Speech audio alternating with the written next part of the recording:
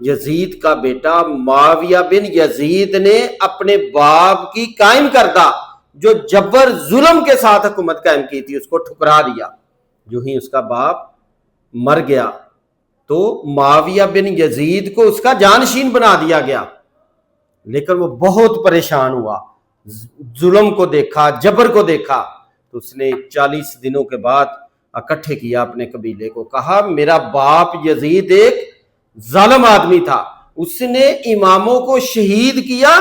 اور ظلم کے ساتھ یہ حکومت بنائی اور مجھے اس تخت کے اوپر بٹھا دیا گیا، میں اس تخت کو پسند نہیں کرتا، اس کے نیچے اماموں کو شہید کیا گیا ہے اور میں اس تخت کو چھوڑتا ہوں، اور چھوڑ کے وہاں سے چلا گیا۔ کہتے ہیں کہ جا کے اپنے کمرے میں لیٹ گیا اور پھر لوگوں کو نہیں ملا۔ تاریخ بتاتی ہے کہ اس کی ڈیڈ باڈی باہر نکلی، پھر اس سے پتا چلا کہ دنیا میں ایسے بھی اچھے لوگ پیدا ہوئے ہیں کہ اس کے باپ نے ظلم کیا، جبر کیا، لیکن اس کا بیٹا حق کے ساتھ کھڑا تھا، اس نے اس سلطنت کو، اس حکومت کو ختم کر دی، وہ حکومت جو 3 برے اعظموں کے اوپر قائم تھی، اور چھوڑ کے چلا گیا۔